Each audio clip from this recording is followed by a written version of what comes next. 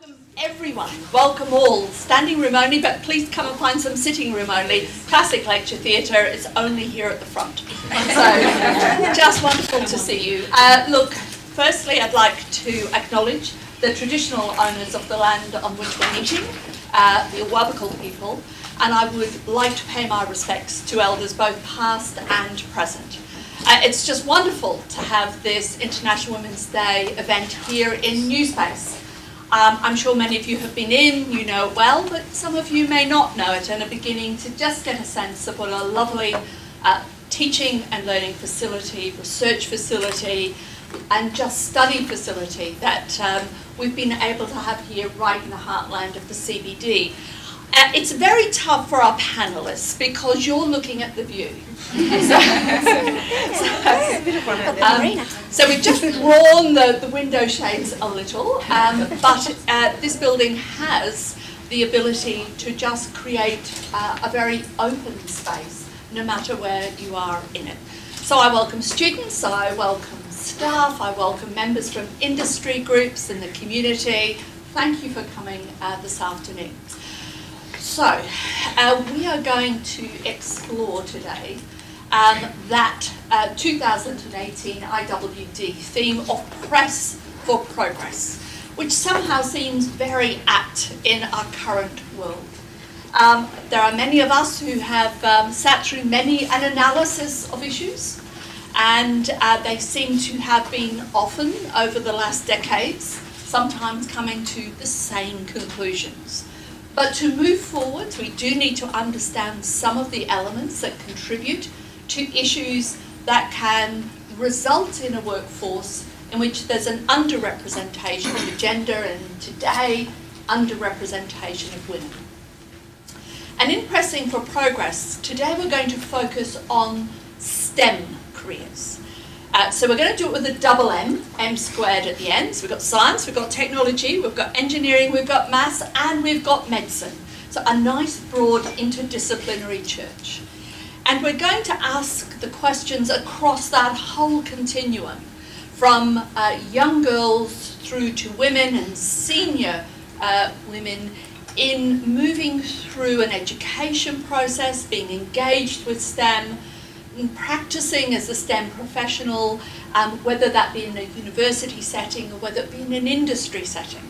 And that's a really key issue in 2018, to really focus on how we can fix some of the gaps for girls and women now and of the future, because we know with the changing workforce that the roles that are coming through in the new workforce are really roles that are often based on STEM knowledge, application of knowledge, its creation, and translation, whether that be in health or whether it be across a whole raft of industry sectors. And so if we don't move forwards together as a community in exploring STEM in all of its rich forms, then we will have exclusions of parts of our community based on their gender, based on where they might live, based on their education, based on access, and that would mean that our community would not have an equitable exposure to an opportunity in that future workforce. So we have a panel here who are going to do two things. So we're going to start off a little bit in a sense as hoping you're reflecting on what our panellists are going to be exploring. I'm going to introduce each one of our panellists, and then they're going to give you their 2-minute elevator pitch.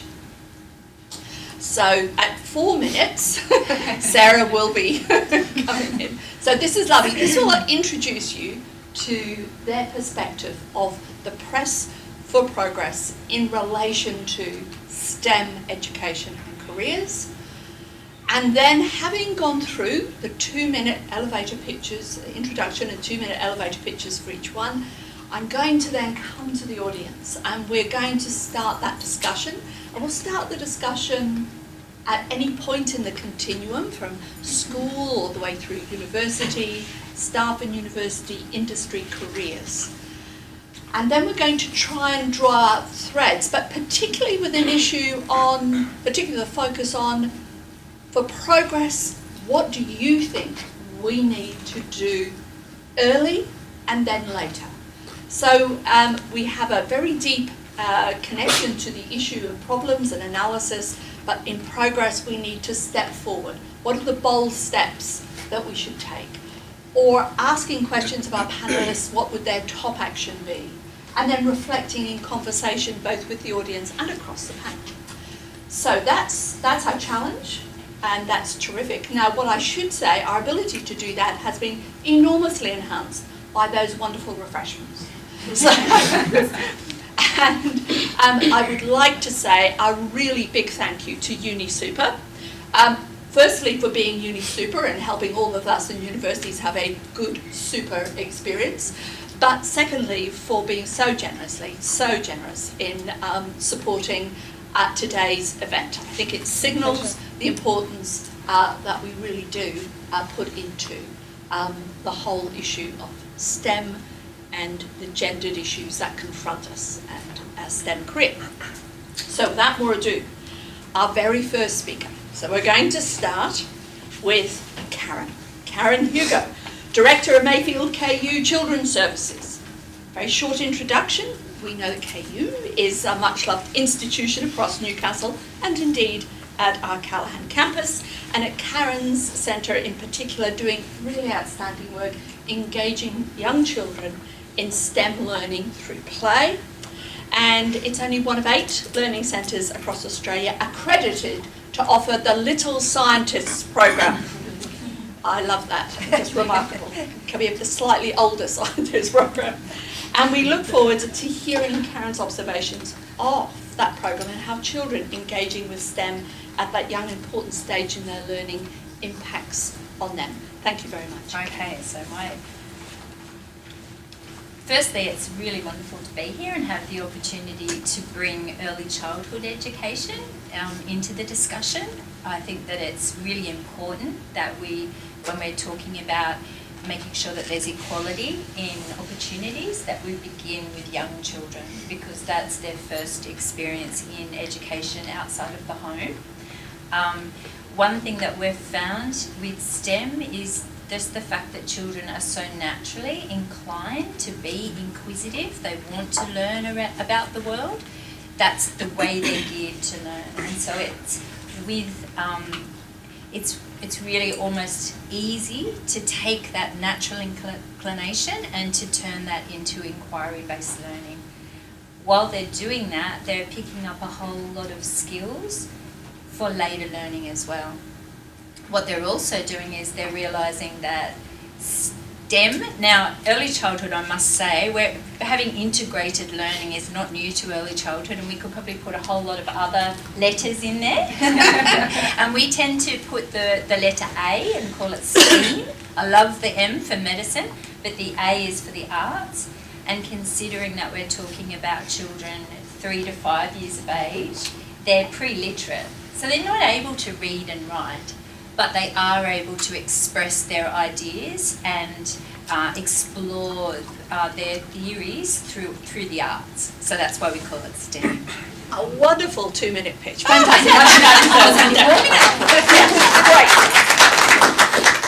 Great. Now the next phase in this education journey, Dr. Elena Prieto, Senior Lecturer in Mathematics in the School of Education. This could be a tough gig.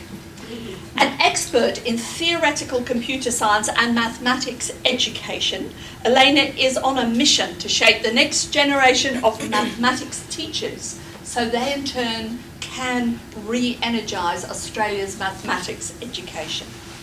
Absolutely committed to ensuring that teachers can convey the relevance of maths to students and to show how important it is to be in the future life an innovator, to be able to use maths.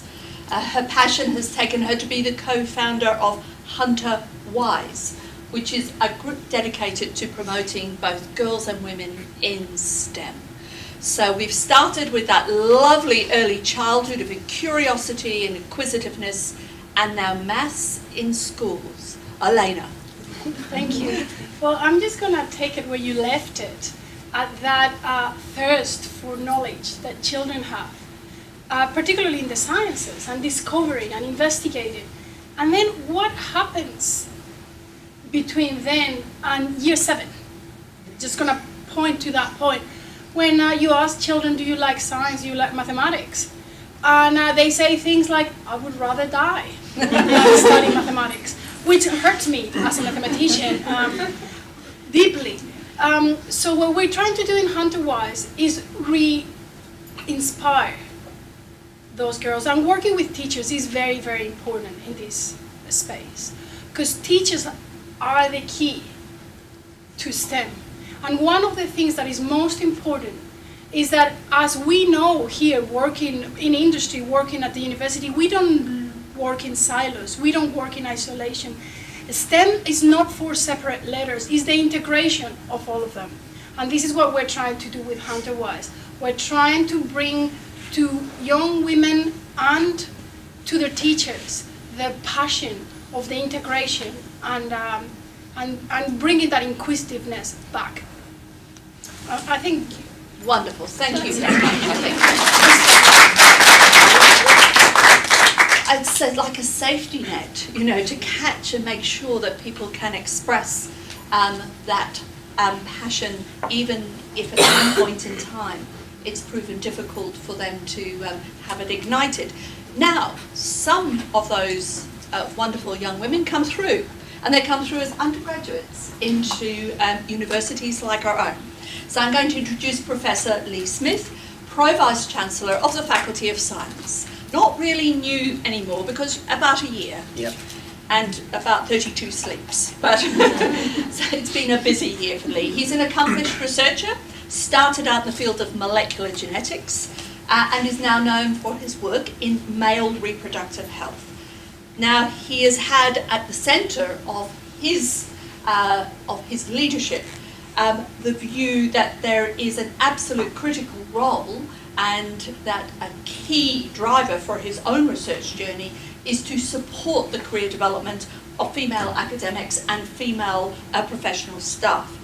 And in his wider role as a STEM PVC, he is acutely aware of the issues that numbers of girls and women engaged in a STEM agenda, either as undergraduates or later in their academic careers, face.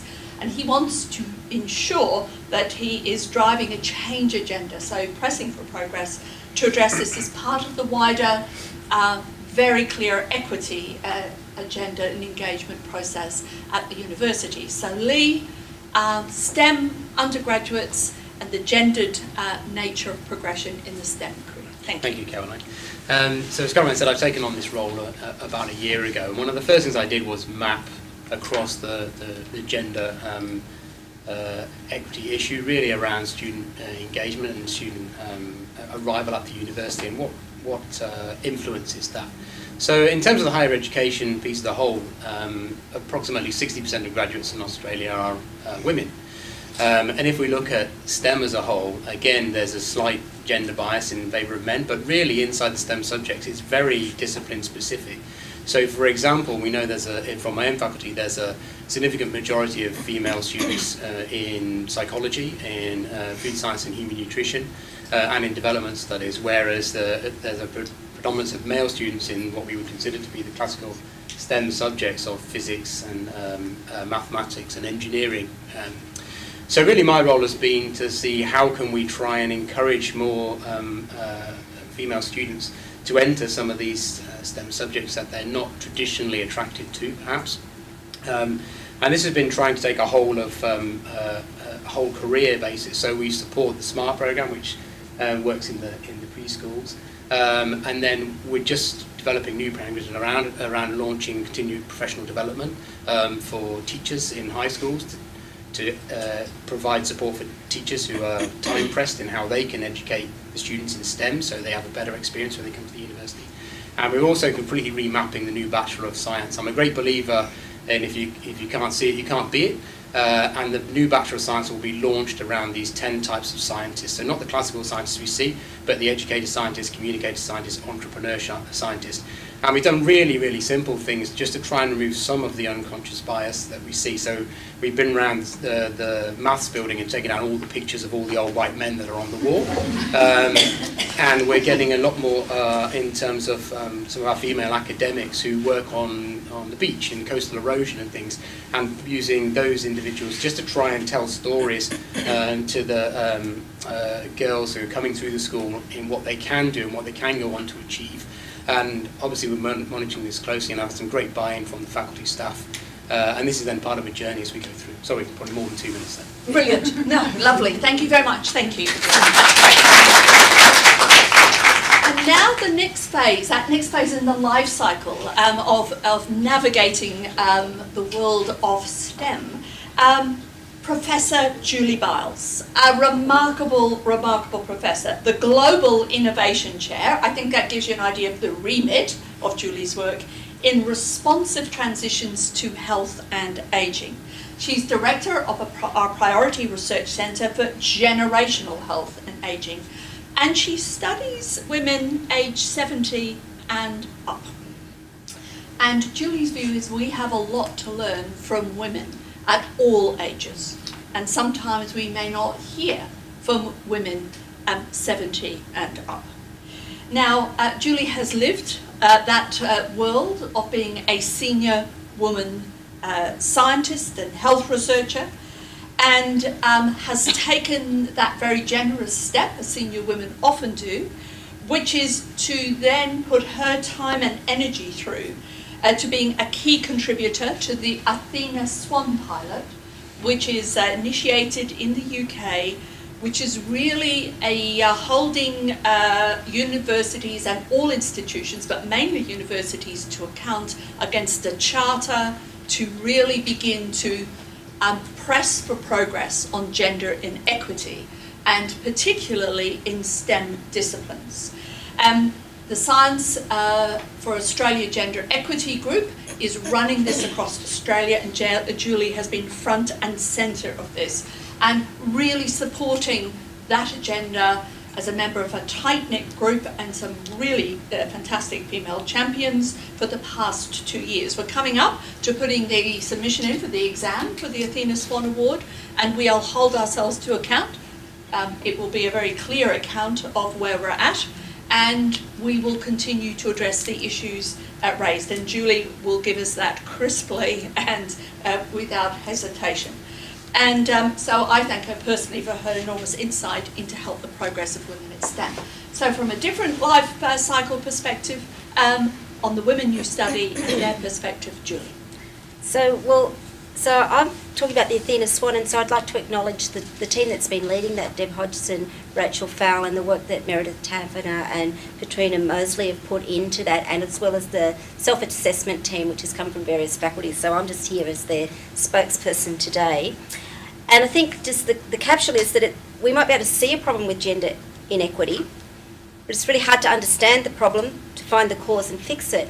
But actually, if we don't look, we don't even see the problem in the first place. So I think that's where we're at with Athena Swan, is to start to look for the problem and try to see the shape of it.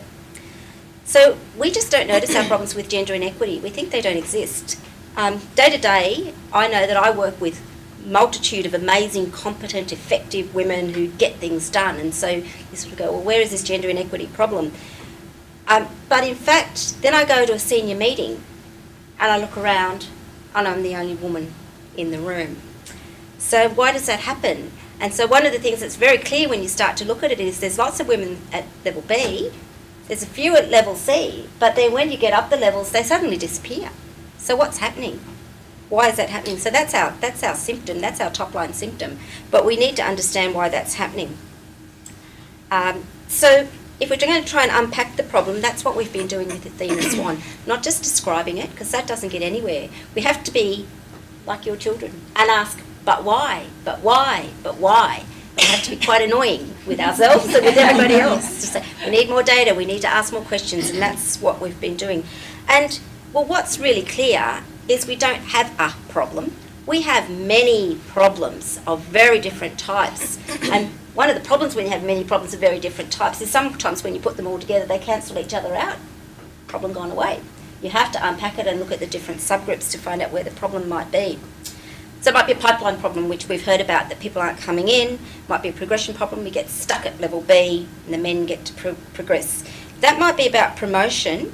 And one of the things we have found in the past is that women are less likely to apply for promotion.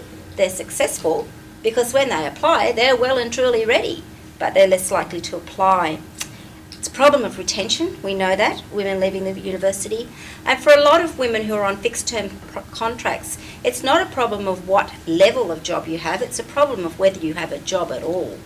So these are some of we're still at top-line problems there. It's easy to say it's women's biology, it's because they have babies, that's why they can't progress. But yes, we should be supporting women in that role, but no, that's not the only fix, we have to look beyond that. And I'll say very clearly, it's not a problem, it's not a matter of fixing women. So we don't need to teach women how to do things like men. If we want a better university, we need to embrace the gender difference. We need to reap all the benefits of having the best people doing their best jobs. So that means creating opportunities for women, shining the light on women in senior roles, focusing our gender goggles to look out for women and avoid our blind spots, our gender bias, creating workplaces that are safe and fit for women to work in, and to never cease our monitoring, evaluation and vigilance to make sure our equity initiatives that we're embarking on are working, and to continuously learn how to do things better. Thank you very much, Julie. Thank you. Now, our next speaker, Lee Scales, is Executive Manager, Member and People Services from UniSuper. Now, Lee, who sits on the executive leadership team of UniSuper, is in an organisation that will be exposed and see frequently the financial implications for women in their retirement if they have not progressed in their career financially in the same way that their male counterparts have. So this can be, and today we are listening very much, very appropriately to the gender pay gap discussion across Australia, and trying to unpack some of the issues that might contribute to that. Just in my role, and I know this is not simply in my most recent role, but in my career across leadership roles, I have to help as the supervisor and notional budget holder women actually negotiate higher for their pay, when I realise that if I put a starting position thinking they will negotiate, they will accept the starting position. Whereas our male good colleagues will understand this as a starting position and negotiate very hard. So it's just an observed experience, and how to support at every stage of the career the pay and gender, reduce the gendered gap in pay, and articulate all the way through, and to understand what the consequences will be for women who live longer into later years of not having that financial support through their super. And UniSuper is committed to gender equality, and so Lee speaks today as a passionate advocate. Thank you. Thank you very much, and thank you for the invitation to join and to sponsor, and I hope everybody can enjoy some refreshments on us at the end of this. So you're right, it's multi-layered, and when I was asked to come up with a couple of minutes to sort of introduce what I was passionate about, I really struggled because it is multi-layered, and at the stage that I'm at in my career personally in financial services, and I've pretty much been in financial services my whole career, I've pretty much experienced it all. So the things that I'm particularly passionate about, and clearly UniSuper is passionate about that gap in that final payout with superannuation, because that's just got to be closed. But there's some things that I think can really help that along the way.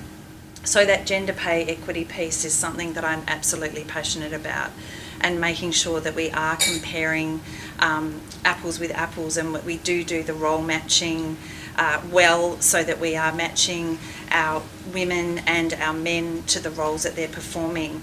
So that's something that we're really passionate about. I think the issue that that there is in society with the role matching around gender pay equity is that why are some roles more valued than others? So, for example, in financial services, why is it that, for example, somebody working in financial planning is valued more highly than somebody working in human resources? So you do have those issues where women tend to be in places like human resources, marketing, those sorts of areas. Why do those jobs get valued less highly than some of the roles that are very attractive to men? So that is a real issue for financial services. I think financial services has a bad reputation as well that prevents some young women from wanting to take that as a career. We've recently joined up with Mercer to do some research on why are women not choosing financial planning and funds management as careers. And then, you know, I know it's a few years ago now, but we have movies like The Wolf of Wall Street.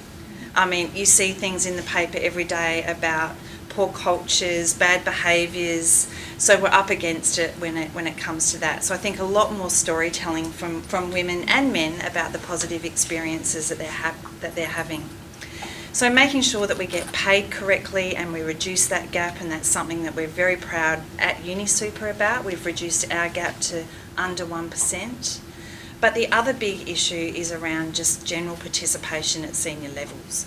And you mentioned that as well. You know, you go to meetings where there's a lot of men in the room, there's not a lot of women. And that is rife across financial services. And what I've seen in my career is support for flexibility at lower levels in the organisation, but as soon as you get to senior levels in organisations, it's expected that you will be there pretty much 24/7. So that's something that we're having our major focus on in our organisation, is flexibility for all, but also what are the barriers to participation at a higher level, and why can't we have senior men and women working in flexible arrangements, whether it's part-time, compressed hours, job share, job split, all of those sorts of things, and not just for child-rearing reasons. So they're the things that we're really passionate about, because we think if we see women participating more so at those more senior levels, getting paid appropriately, and having initiatives to help when people are taking time out of the workforce and making sure that that superannuation balance is there for them at the end of their career, that will make a difference. But there is lots of other things. I could keep going on forever. And that's greatly, and we'll have a great opportunity to hear those other things, hopefully in the discussion. Thank you. Thank you. And now Jim Bentley, who's Managing Director at Hunter Water. And we know that industries such as the water industry are really seeking talented STEM and non-STEM qualified staff. And if half of your workforce is not necessarily qualified in some of the areas that you need, or half of the population may not carry some of that senior qualifications, then your workforce is your workforce pool that you're selecting from is going to cause you a challenge as you're trying to move through. So workforce inclusivity and diversity are an absolute focus for Jim and his team. And Hunter Water is a co-sponsor of the Hunter Wise project, which we have heard about already. And Jim is focused on finding some of those solutions that will counter perhaps some of the impacts that have occurred on the education journey and earlier in the career. Thank you, Jim. Thank you very much. I think, you know, I look at a few of the things that we can do in an organisation like Hunter Water. I think one of the things we can do is just make a better culture. And a lot is talked about culture, and a lot of it's a bit waffling. But let me give you an example. When I arrived at Hunter Water, sitting in around the executive table, there were 6 executives, only 1 woman. Straight away, I'm feeling uncomfortable. And then the behaviour that I saw in the room, how executives made decision is a paper is written where you narrow down your thinking completely, and you are driving home your point. And then I observed while someone put their paper forward and everybody else ripped it to shreds. And the goal of the meeting was to for the person putting their paper forward to fight off all of the aggression in the room and all the reasons why this was a terrible thing to do. And the role of everybody else was to try and belittle the person who'd put the thing. Now, I don't think that was their intent particularly, but as a new person in the room, this is what it looked like and felt like. So the first thing I did was say, well, we're not going to make any more decisions like that. How we're going to make decisions is talk together, brainstorm together. And I said, I want to catch you, stood around whiteboards together, brainstorming together, and then coming to me and saying, we think we should do this. So that we try and put some steps in place immediately about a more inclusive way of making decisions. And we're trying to filter that through the organisation. Now, that's not just about women, that's about whatever type of person you are. I want you to feel included in the processes we operate at Hunter Water about how we make decisions and how we get things done. But I think it is really important that if I want more women to put their hands up for senior roles, they've got to know that they're not going to come into this lion's den, this dreadful pit of...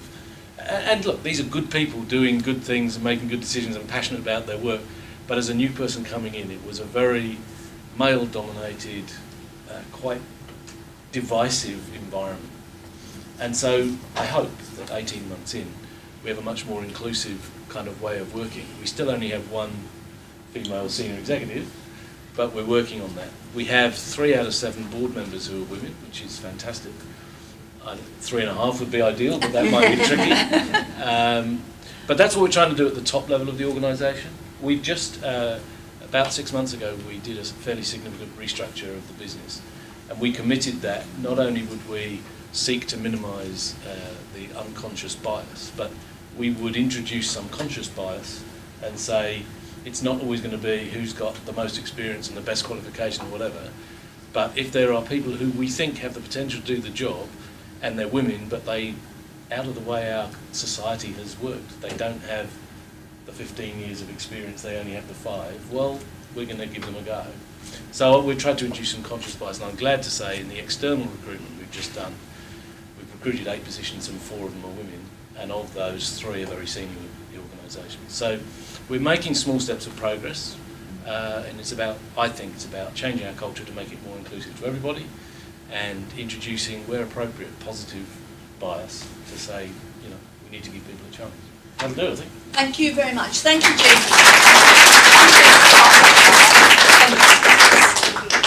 Right, now, this is where we're going to come over to this part of the room, and in pressing for progress, our speakers across that whole continuum will have begun some questions, will have opened up some issues as you're reflecting on what the next phase, what the next steps could be, small and larger steps.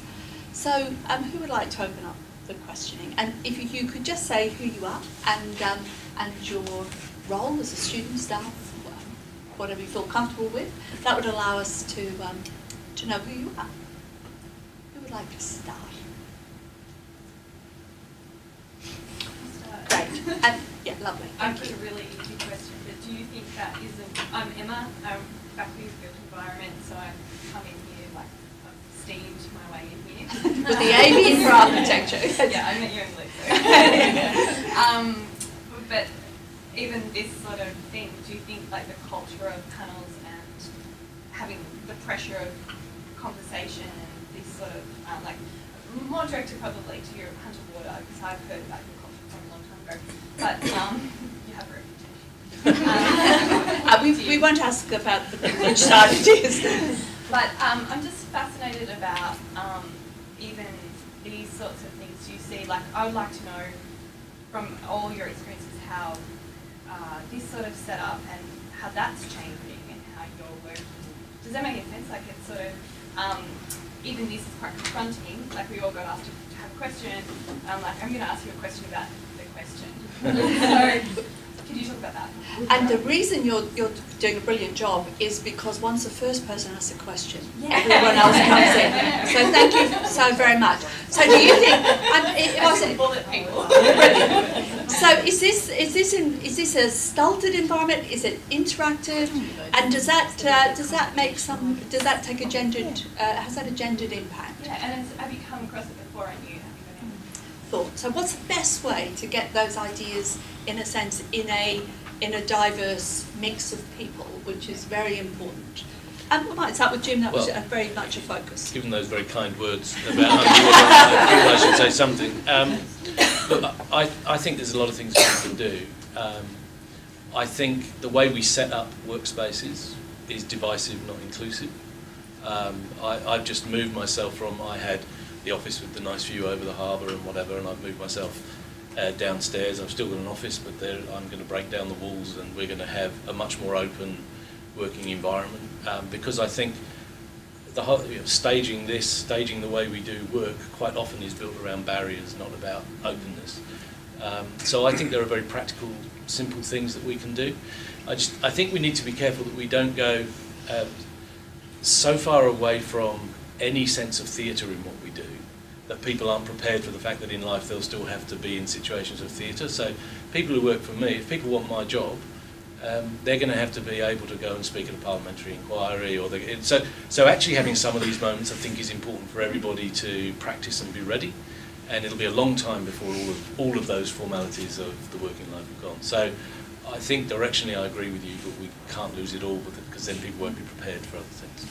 Any thoughts, Pat? I think, sorry, at the moment we're in the Faculty of Science where I'm trying to gain significant information around this, and we've got a gender equity working party together that's produced a report, and what we've done is I've sent that round by email and asked for comments, so people can supply comments either to me or to my associate director. So it's not a confrontational, you have to come and talk to my face and tell me what's wrong with the plan. And when I've gone out and spoken at some of the faculty events around what we're trying to do is, I don't know whether I've been successful or not, but try to get out there that I am approachable about this. When people do contact me about things, I learn from them, and I would hope the people in my faculty would say that I tend to act on the information that I'm given. So, but for me, it's about providing different conduits and routes so people are comfortable to say what they think. And it's not just an equity thing, it's also, particularly in the university, a hierarchical thing. There's quite a lot of meetings we go to where it's only the level E professors who are prepared to talk. And what I'm doing now is trying to break that barrier down again in another way by having meetings, lunch meetings with all of the level Bs and level Cs, and trying to get their opinion on how things are impacting them. Thank you. I've got a little story from yesterday. I went to an International Women's Day lunch yesterday, and I think just talking to, do you feel pressured being on a panel or being the presenter to, have all the answers? I think that is sometimes how people feel, so they don't put themselves forward to share their stories, because, this stuff is really hard. And yesterday I went to this Women in Super lunch. Fabulous guest speaker, Jamila Rizvi. She's written a book called Not Just Lucky, and it just resonated with everybody that was on my table, because we've all said it throughout our careers when we've had positive things happen. We've said, oh, we were in the right place at the right time, or I was just lucky to happen to be in that organisation when they were doing that restructure, and we've really downplayed our successes, and actually none of it has been down to luck. It's all actually been down to hard work. But what was beautiful about her presentation was right sort of towards the end, she was telling a story about herself, and she actually just went, oh yeah, I was lucky to, and the whole audience went, what are you talking about? And she just was horrified, because she's written the book about how we say this, and she didn't actually do it on purpose, but it was probably the thing that everybody walked away talking about, just saying, see, it happens. It doesn't even matter if you are the expert. This stuff happens. It's really, really hard. So I think if you're ever in the position that we're in, you just tell the stories and you tell the warts and all, because that's how people learn. They learn from, the things that you make mistakes in. Thank you. And thank you a bit, but this is Risa. We've got Elena, and then we'll have Julie. Thank you. Just really quickly, another aspect of the HunterWise project has been to interview women in the STEM professions in the Hunter, and trying to sort of gather stories, all the different stories. And that you just said resonated completely, because I've heard it pretty much in every interview that we've conducted. I was just lucky. I was at the right place. And there was not really a bad culture in my workplace, but when I started working in the mine, we didn't have toilets for women, so all these stories. And it is really quite interesting, these feelings that women have as to it's sort of like an imposter syndrome. Very much an experience. I think your question's drawing out some lovely answers. So well done. Well done. Thank you. Thank you very much for your presentations. And I'm Anna Giacomini from the Faculty of Engineering in the Environment. I think an important point is to feel included, what you said. And there is this phase between the 30th, 40th, 45, probably 50th. Keep going. That is a missing, it's a missing stage between all the ages that we have been talking about. And what can we do, in your opinion, to feel more included in the big picture, in the big game? Or how can we put us forward without feeling just lucky, but I'm there because I Deserve to be. deserve that? Julie? Right. I was going to talk about speed dating, and now I have to talk about this. So, I work with a lot of women of various ages, and sometimes we think about an early career researcher being a young person, but many of the early career researchers I work with are not so young people, and some of them are older than me. Some of them are older than the ages you mentioned, older than 50. Some of them are older than 60, but they still might be considered to be early career researchers because they're early in this career, but they've got lots of other experience. So I think that's one thing, is about recognising all of our experience, not just the merit that we've notched up in terms of our degrees. So that's important, and we all have to do it of each other, recognise what we have to bring to the table. And I think the other thing is about trying to create opportunities. So with the Australian Longitudinal Study on Women's Health, it's an enormous project, and when we started it back in 1995, there were about 16 of us, which is a lot of researchers working on one project. But even then, we looked at the one project and said, there's going to be more data here than any of us can work on in our entire lifetimes, 16 lifetimes. We can't do it. And what's going to be the biggest threat to this study is envy. When other people say, oh, why have they got that study and we haven't? So let's open it up. Let's open it up to other people to work on the data and make use of it. And in doing that, the data become more valuable, the studies retain more valuable. 23 years later, we still haven't finished it. But the thing is, there's been 800 collaborators. They haven't all been women, and why should they be? But many, many women have had the opportunity. And I think what I'm trying to promote in the university through the study is that we have a lot of women who are really busy teaching and they can't initiate and sustain research. If they come and work with us, we'll look after the data, we'll keep collecting all the data and maintaining it all, and they can dip in 2 weeks at a time. So we have what we call an internal sabbatical. You can dip in for 2 weeks when you've got that break in teaching, assuming it happens, and you can do a bit more work and then pack it back away, and we'll keep it all safe and good, and then you can come back and do a bit more. And we've had people do that, and by doing that they might get 3 papers in 2 years. That might be 3 papers they wouldn't have got otherwise. So that's one way we're trying to do it in terms of helping to promote women's research, by collaborating with each other and working with some strengths and other talents. Very, very wonderful kind of intelligent approach to building careers. I can see Lee is just writing that down. Karen, do you think young girls, young boys happily playing, do you think that I'm just lucky, or the apology for having achieved?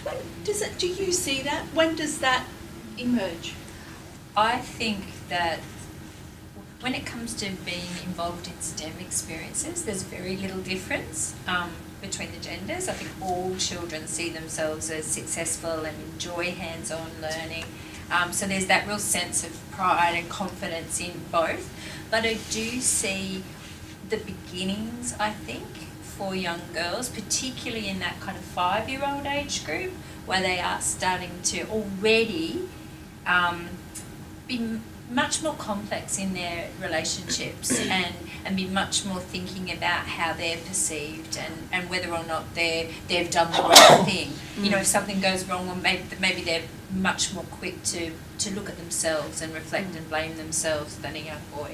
So I do think that kind of thinking does come out in around that age of 5. Very interesting piece. Yeah. Thank you. A question. is there a problem? Because I also saw that on TV yesterday about how we teach role models, and that being a problem for later in life. I think, well, definitely. I think that it's really important that we all role model. But, well, all parents and all teachers need to be role models, but I think even more so probably there's that responsibility on women who are working in those roles to show that, you know, things can go wrong, you can make a mistake, you can then just say it warts and all, you know, have a go, and it's okay to take a risk. And I think that that's really important things for all children to learn, but probably most particularly young girls, so that they see that that's okay to do that. Thank you for that. Thank you very much. And just name it, where you're from. Yeah, I'm North. I'm from Hunter Water. Professor Smith, you touched on what we're doing to encourage female enrolment in STEM-related subjects. What are we doing to prepare women for the unconscious bias that they'll experience throughout their careers? An easy one. I'm sitting down, actually. Yeah, I think it's a much wider issue, you know, culturally, than what I'm going to be able to resolve in terms of my influence over this. I think what I can affect in terms of the university, particularly the Faculty of Science, is a bit of a cultural change around this. It's not my role, and nor would I intend to, you know, tell women what they should or shouldn't be doing. But I'm, as I mentioned before, what I'm trying to do is open up a culture so my female academic colleagues feel comfortable to approach me and my team and tell me about things. And if things are having a negative impact, we will move to change those. I'm very fortunate in my executive team. We've got some 3 new heads of schools, all of which are committed to the same programme. And so I think from what I can affect, I think early days for us, but we're trying the best that we can to try and change this cultural aspect of this. And I think then that, hopefully, our small part in the wider cultural issue will feed through.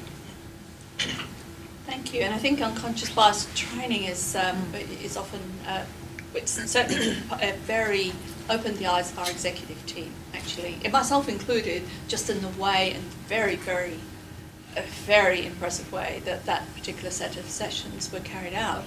And what you end up thinking about for the next 3 to 6 months is just how deeply embedded some of the reactions to difference go. Just difference will do it, and in science that's women, because there's just not so many of them. So I think your question is spot on about how and what way we begin to explore that more deeply, rather than, in a sense, assuming that one session will, or one day will cover everything. We've got a question here. Thank you. Thank you. Hi, I'm Amber. I'm an industrial designer and also doing a PhD in architecture. I wondered what, if anything, is being done about the lack of representation of women of colour in leadership roles. Is this something that's even on your radar, or are we sort of looking more just at women in general? So thank you for that. All the literature shows the more diverse your leadership team is, the better performing it is. And so that question is, whichever way you come at any sets of data, that's clear for companies. I'll probably go to Jim on this from a CEO perspective. We, certainly people of colour, can't see you, so people of colour are extremely important to us, and women, thereby women of colour. We're doing pretty badly in Hunter Water. I have to say, at senior level, our representation is poor for people of different racial backgrounds, for women, for anything other than people who, I was going to say, look like me. Fortunately, none of them actually have that burden to carry around with them. But and when I first arrived, there was a strong desire in the executive team to not have targets, because targets gave a wrong impression that, you know, whatever number you got would be a good one or a bad one or whatever. And I said, when you're performing as badly as we are, we don't actually need to be too worried exactly what the target should be. So let's just set a target, a stretch target, and go for it. And so we have formed a group of people who volunteered to be on it from across the organisation, and there are a number of women on it, which is great. And that group has come up with what the target should be across a range of, I want to say, types of people, for want of shorthand for today. And I would love to see more women of colour, more people of colour generally in our senior team. We have one male person of colour on the executive team, which is, a bit of progress. The other thing I want to comment as well, you said about people in their 30s and what have you. I found when I first came actually to Australasia, you probably can't tell that I come from England, but when I arrived in New Zealand, I found that people had to be 40 before they were considered for any kind of sense of seniority. And I said, well, when I was 26, I had 67 staff, and most of them were my mother's age, and someone took a punt on me. Where are we prepared to back people with potential? And so it's not the years of experience. And I think if we can get past, you have to have so many years of experience. If we weren't in a university, I might say you have to have so many papers or whatever it might be. I've worked in a university as well. But we have these limits, these levels, these volumes, these sizes that you have to have achieved. And what we're saying in Underwater is we're going to deliberately put some of those to one side and start going for potential. Now that's going to, I think, help all types of people that we're trying to encourage into promotion. And so I would hope in a few years' time we've got much better representation, including women of colour. I would love to see that. Can I just add to that? I think, obviously, I think that things are established in early childhood, and that societal change can happen that way. That's why I'm an early childhood teacher. But to bring an understanding and a celebration of diversity from a young age, I think can make a big difference I know I'm talking now years away, but it's got to begin with a belief. And the NAIDOC Week theme this year nicely fits in with the International Day of Women, because it's about women and it's about the Aboriginal women, and we've already started to learn about them just, one a week, and who they are and the amazing things that they did, which I'm learning about as well. So if young children grow up seeing those leaders, seeing those women as leaders, then that's certainly, I'm hoping, going to change into the future. Okay, thank you. Question? My name's Sharon. I'm an engineer at Underwater. It isn't like you're saying anymore, I have to say. I work primarily with our field staff, who are all men, and I certainly don't have that problem. Probably the best place I've worked for that. So. I think it was more corporate that was the My question is to do with taking a career break to have children. I had a career in the construction industry prior to having my kids. I took several years off to have my children. My husband's also an engineer. He continued to work through that period of time. I stayed home because of circumstances in our family unit. It didn't work for us to both work. We don't have family here. We don't have that support network. Getting back into the workforce, taking a career break to have a family, is very different to taking a career break to go and travel for a year. I did that too when I was much younger. Coming back to work, easy. It took me a long time to find a job coming back in after, and I'd actually done a bit of contract work for some ex-colleagues during that time, so I hadn't had a complete career break. How do we change the perception of what it is to have a career break, to have children, particularly in a male-dominated industry? Lee, have you found the answers to that and approaches to your definitely. We have a big focus on helping people to return to work after taking parental break, but we're also actually trying to encourage actively men to do the same as well. So we've changed our policies to be completely gender neutral, and we're sort of actively trying to get some of the guys in Uni Super to share that load, because financially it can be so much more beneficial for them to share it. So if their partner is, and it doesn't matter whether you're a same-sex couple, heterosexual couple, it doesn't matter. If you've got two people sharing this load and you're in different organisations that offer these kind of benefits, it can really help you to spend more time with the family and get more benefits for doing so. That's assuming that both organisations do offer things like parental leave. But having said that, we know that it is hard to re-enter the workforce, and as our organisation has grown, we've been able to do a lot of the support of our people ourselves. Like our HR partners spend a lot of time keeping in contact with people that are on parental leave or career break. Our managers, we make them, even if they don't want to, but a lot of them do it off their own bat, keep in contact with people, invite them into important company briefings and things like that so that they stay connected to the workforce. But as our organisation's gotten bigger, we've realised that it's becoming harder and harder for us to sort of do that and provide that level of support, because we feel that confidence is something that does diminish the longer a person takes a career break for. And as you said, you've experienced that. So we're looking to partner with an organisation at the moment that actually provides that support and actually works one-on-one with the person who is taking that break, to help them actually negotiate that re-entry back into the workforce. And that's even to look at things like what is going to happen around childcare. How do you want to work? What is the flexible work arrangement that you want? How can you negotiate that? What are your strategies for putting a proposal to your leader about how you can actually re-enter and add a lot of value, but also meet the needs that you have as an individual. So I think those sorts of services are going to be helpful in the future. That doesn't help us all in the past that have actually experienced it. But the other thing I would say is that even things like coaching, mentoring and sponsorship.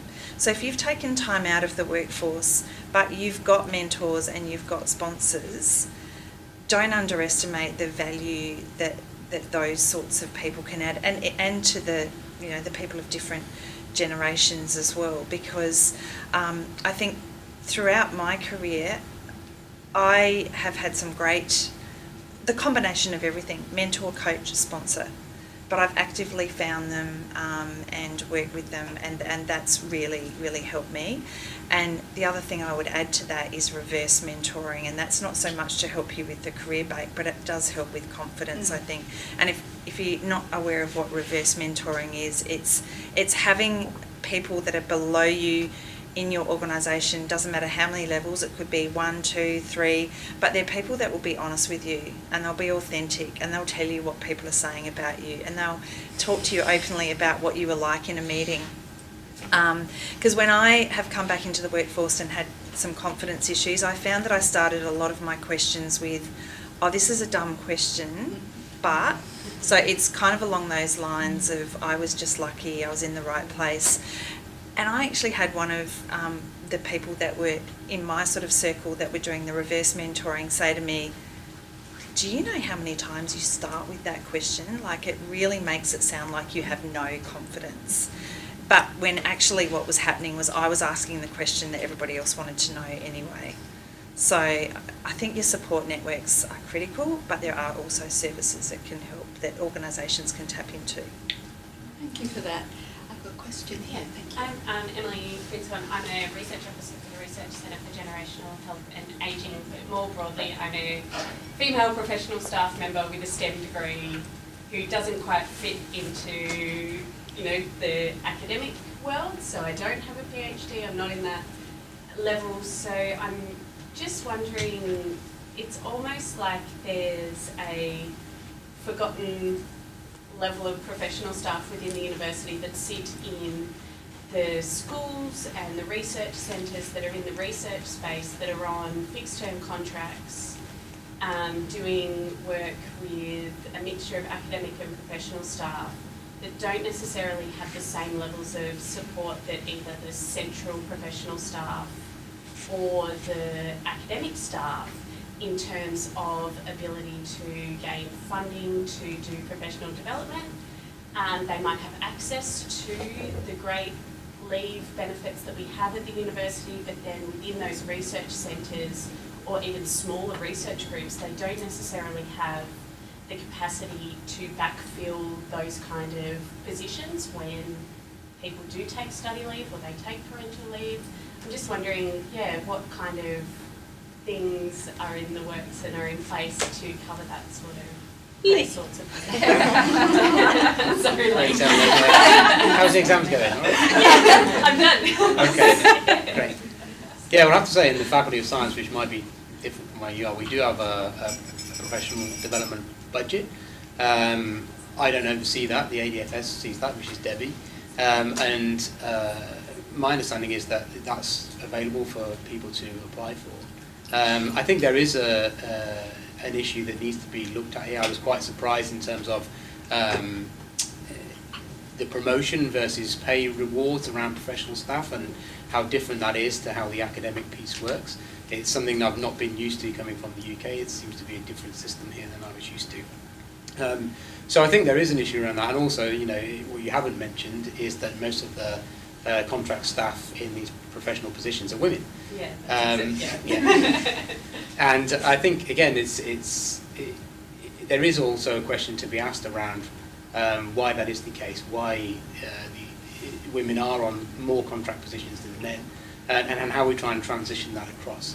At the moment, I don't have the answers, but again, it's something that we need to be very conscious of and make sure that we're looking into at every possible turn. There's so many questions. I think in your question there is what makes people choose different career tracks, and is it a choice or was it the role that was there at the right time? And then the whole issue of cyclical research funding. And is it a pool of professional staff who can engage in different research projects, or are they passionately committed to a research project which may have a fixed funding source? And then the key issue is professional development. So what helps navigate those pathways? And that use of the word central. So we still have that divide. Yes, that's right. And so that divide and how that articulates. And so we're coming along, but we're not coming along fast enough. And our ability to guarantee support for every person, whether they be academic or fixed-term contracts or professional, are limited. They are just limited by virtue of the size of the envelope, but that doesn't mean to say it can't be equitably addressed in some way. Caroline, can I just come back in on this one? So what I'm doing literally now in terms of the faculty structure is we're looking at moving to a much more fluid roles for the professional staff and really upskilling individuals by cross-training them in different jobs. This has it's a bit of a win-win really. The staff get additional skill sets and additional training around that, and the potential then to go for higher roles. But also in terms of the vagaries of research funding and how that works, we have then a pool of talented people who we can direct as and when we need to different research projects. And we're just at the early stages of doing this, but so far the changes that we've been making seem to massively increase the efficiency of what we're doing. As an institution, not having people who have skills after 20 years in the job to cope with the new requirements of the job, and not having help people acquire those. So you have to go through a disruption of change and then recruitment of new people who have those skills. So to become a learning organisation means that those transitions should be much smoother. So that chopping and changing as the world chops and change should be able to be dampened in the professional as a whole workforce. And so getting that at scale is, think about cybersecurity skills, you think about all of the automation that's coming through, being tooled up ready for that as in the professional staff becomes a really key issue rather than not, and therefore that becomes limiting in a career. Question, thank you. Thank you, Caroline. Thank you to everyone on the panel for the discussion and conversation so far. I'm actually harping back to you, not you directly, Jim, and also to And I'm not being defensive. pushing back to the whole concept of pushing for progress and what that actually means. And one thing you mentioned, Jim, that caught my attention was the idea that we have positive bias and the notion of introducing positive bias. And I'm involved also with Elena and colleagues in HunterWise, and one thing we do, and that can be also be seen as pushing for positive progress, because we're going into schools and we're offering a program only for girls. And so therefore we encounter that culture that says that obtaining equality somehow means that one section is losing out, there is a loss occurring, and how do we counter that narrative which says when we push for progress, it benefits everyone. Yes. And how did you institutionally counter that narrative? Did it arise, and how did you counter it? and also for the later in terms of introducing our program into schools only, how do we navigate that? Thank you for the question. I was really pleasantly surprised that there was a hunger for the kind of things I'm talking about, and I didn't have to push very hard when the person who happens to be a man, who manages our civil maintenance workforce, came to me and said, we've got 4 or 5 people retiring who've been with us for 30, 40 years. Instead of replacing them with senior level technicians with years of experience, we want to deliberately replace them with new entrant trainees or apprentices or what have you.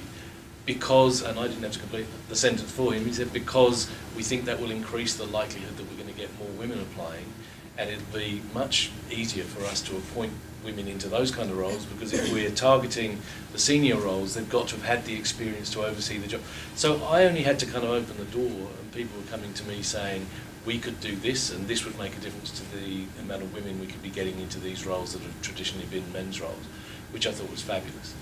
The other thing we're doing, just as an example of what I call positive bias, the university is launching the Women in MBA program, and I was asked whether Hunter Water would be involved.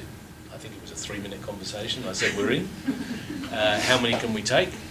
And we were told we could only have 2 in the end. I think we're the only organisation that's got 2. And we've also said in Hunter Water, this will be the best of the programs in terms of the subsidy you can get from the organisation for a master's degree. So I don't want to say, let's wave a banner, we're doing the Women in MBA thing, and then find that there's a load of men over here where we're fully funding their MBA, whereas over here we're only half funding it. So we're saying this must be the best one that we've got. I haven't had a word of pushback from anyone. So I think there's a hunger for it, and actually sometimes you just need to speak what's so obviously right. And you really don't get that pushback, is my experience. But maybe I'm just very lucky. Well, there was a recent pushback, obviously, that's been in the news when Melbourne University attempted to selectively appoint a female professor for statistics. So there's been a quiet in the academic. And we have encountered, so Elena, I'd love to... No, we have. You know, when we're trying to have these initiatives, these interventions at schools, and we tell the school, no, this is only for girls. Then the first question is, what do we do with the boys at the same time? And then what are the parents going to say? And so it is a complicated issue. But I think in order to have a representative workforce in a situation that is unbalanced to start with, we've got to do something to balance it out. And this sort of, on Tuesday night, I went to give a professional learning talk to a primary school in the local area that will remain unnamed. And there was a whole bunch of primary school teachers there. There was probably about 50.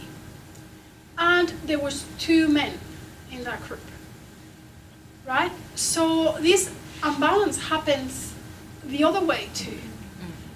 And unless we change things around, this will always be the case.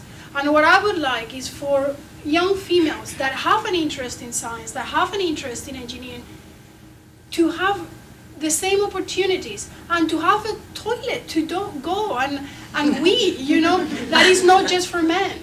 And that their teachers don't think, no, just do teaching like I did, right? Be a scientist. So it's opening all those possibilities for girls who want to be in the STEM fields. That is important. Does that answer your question, Karen? Kind of. Maybe. I can hear a discussion's going to happen with the refreshments. Our final question for our event. Thank you.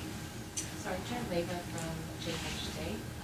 My question is around, so with this, there's a lot of powerful sort of organisations up the front there, Uni, Super, we're talking Hunter Water.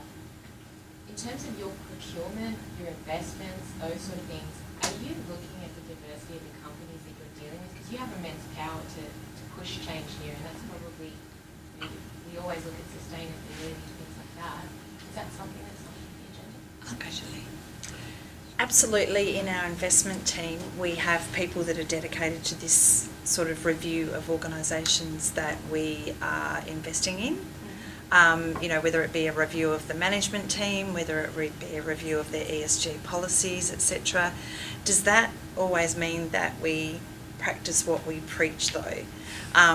So it's a very important part of what we do in our investment management space, yet the investment management area is the area that has the least amount of females in it. And that, I can say honestly, hand on heart, that is not because of the leadership of the area, because our Chief Investment Officer is very passionate about this, and that's why we participated in research recently about why young women are not choosing that kind of career, and it, you know, goes all the way back to high school, and you know, the ATAR score, and you know, it's all very complicated, and the reputation that sort of financial services has when there's other careers that, you know, smart young women can actually choose that they feel more safe in. So it's definitely something that's part of the investment process, but could we continue to do better as an organisation? Absolutely.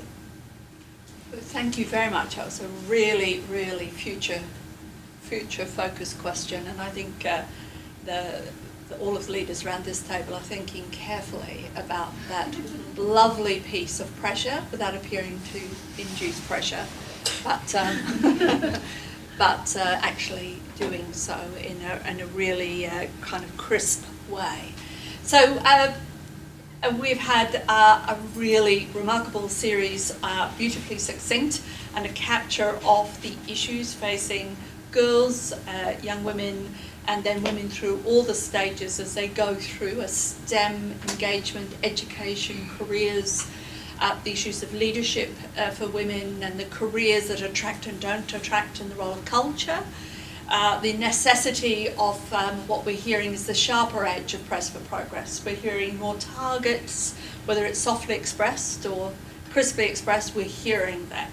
We're hearing inclusivity and diversity is actually what organisations that are going to continue to thrive require. I'm always alert to Credit Suisse, who said any chair of a board who does not have at least 2 women on their board should be held accountable to the shareholders, because of the uplift in productivity in a study of 26,000 companies showed by having a dose effect of having 1 or 2. After that it plateaued out, but you know, there's only so much strength you can have around the table.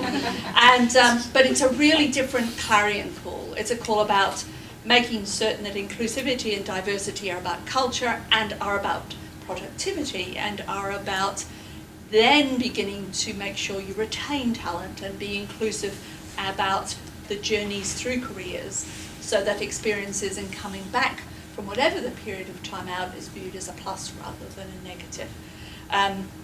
But we live in an imperfect world, but the press for progress, I think the discussion has moved actually, and I think it's moved captured, and one always looks to the current year, and the current year has certainly brought the issues to the fore around the role of gender in many different industry sectors. But I also think that in particular our students are not accepting a future, which is one that we have created as the legacy. And their voices, I think, are the strongest of all and most creative of all, and just simply clear that we won't do this in this way moving forwards. And I think that being in a university, that is an extraordinarily upward pressure and an extraordinary intelligent pressure on a society and a community. So I think if we can just build some of those pressure points and keep pressing on them, but I do think the discussion today has shown that there's beginning to be much more openness in the dialogue, and so the recognition that the solutions of the past seem to have left us where we are, which was where we were, so maybe the time is right to progress differently. Thank you very much for your participation. Please thank with me and thank the panelists.